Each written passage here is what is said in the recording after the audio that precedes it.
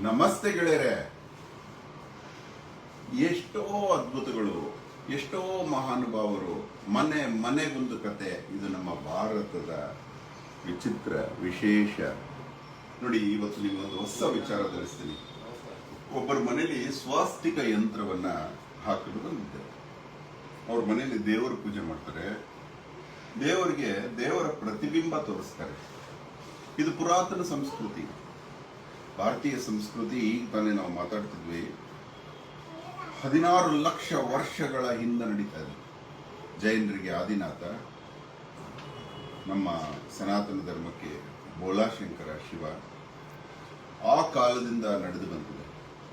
But ಅಹೋರಾತ್ರನಿಗೆ ಯಾವಾಗಲೂ ಆಶ್ಚರ್ಯ ಆಯಿತು. ರಾಮನಿಗೆ ಮಕ್ಕಳಿದ್ದಾಗ, ಕೃಷ್ಣ ಹುಟ್ಟಿದಾಗ ಎಲ್ಲ ಕನ್ನಡಿಲಿ ಮುಖ ತೋರಿಸಿದ್ರು ಬೇರೆಯವರಿಗೆ. ಹೇಗೆ ಆ ಕಾಲದಲ್ಲಿ ಕನ್ನಡಿ ಹೇಗಿತ್ತು?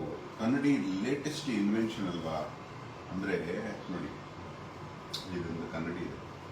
ಇದು ಲಕ್ಷಾಂತರ ವರ್ಷಗಳಿಂದ ಭಾರತದಲ್ಲಿ ಚಾಲ್ತಿಯಲ್ಲಿದೆ.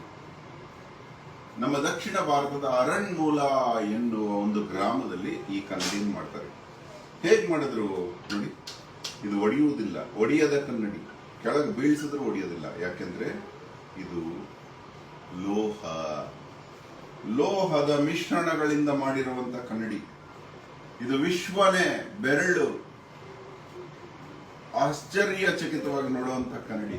ಮಾಡರ್ನ್ ವಿಜ್ಞಾನ ಕೂಡ ಊಹೆಗೆ ನಿಲುಕದ ಕನ್ನಡಿ. ಆ ಕಾಲದಿಂದ ಕೆಲವು ಮೆಟಾಲಿಕ್ ಅಲಾಯ್ಗಳನ್ನ, ಕೆಲವು ಲೋಹ ಮಿಶ್ರಣಗಳನ್ನ ಸೇರಿಸಿ ಈ ಭಾರತದ ದಕ್ಷಿಣ ಭಾರತದ, ಅದು ಅರಣ್ಮೂಲ ಎನ್ನುವ ಹಳ್ಳಿಯ ಒಂದು ಜನ ಇವತ್ತಿಗೂ ಇದರ ರಹಸ್ಯ ಕಾಪಾಡ್ಕೊಂಡ್ ಬಂದಿದ್ದಾರೆ. ಇದರಲ್ಲಿ ನಮ್ಮ ಪ್ರತಿಬಿಂಬ ಕಾಣುತ್ತೆ. ಇದನ್ನೇ ಕನ್ನಡಿಯಾಗಿ ಬಳಸ್ತಾ ಇದ್ರು ಜನ.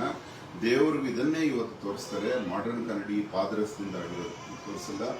ಇದರಲ್ಲಿ ಇದೊಂದು ಆಶ್ಚರ್ಯ ನಿಜವಾಗ್ಲು. ಮೆಟಲಿಕ್ ಅಲಾಯ್, ಇದು ಒಡೆಯೋದಿಲ್ಲ, ಕನ್ನಡಿ ತರ ಚೂರಾಗೋದಿಲ್ಲ, ಒಡೆಯುವ ಕನ್ನಡಿ. ನೋಡಿ, ಇದರಲ್ಲಿ ಇನ್ನೊಂದು ಅರಣ್ಮೂಲ ಕನ್ನಡಿ ಅಂತಾನೆ ಬರೆದಿದೆ. ಕನ್ನಡದ ಭಾಷೆಯಲ್ಲಿ ಮಾತ್ರ ಇದನ್ನ ಕನ್ನಡಿ ಅಂತ ಕರೆಯೋದು. ಮಲಯಾಳಮಲ್ಲೂ ಕರೀತಾರೆ. ಆ ಅರಣ್ಮೂಲ ಕನ್ನಡಿನ ನಿಮಗೆ ಪರಿಚಯ ಮಾಡಿಸ್ಬೇಕು ಅನಿಸ್ತು. ನಿಮಗೆ ಅಹೋರಾತ್ರನ ಮಾತುಗಳಲ್ಲಿ ಇನ್ನಷ್ಟು ಗೂಢ ಬೇಕು ಅನಿಸಿದ್ರೆ ಅರಣ್ಮೂಲ ಕನ್ನಡಿ ಅಂತಾನೆ ಗೂಗಲ್ ಮಾಡಿ, ನಿಮಗೆ ಇದರ ಪೂರ ವಿಶೇಷತೆ ಸಿಗುತ್ತೆ. ಇದು ನಮ್ಮ ಭಾರತೀಯ ಅಚ್ಚರಿಗಳಲ್ಲಿ ಒಂದು. ಧನ್ಯವಾದ. ಅಹೋರಾತ್ರ.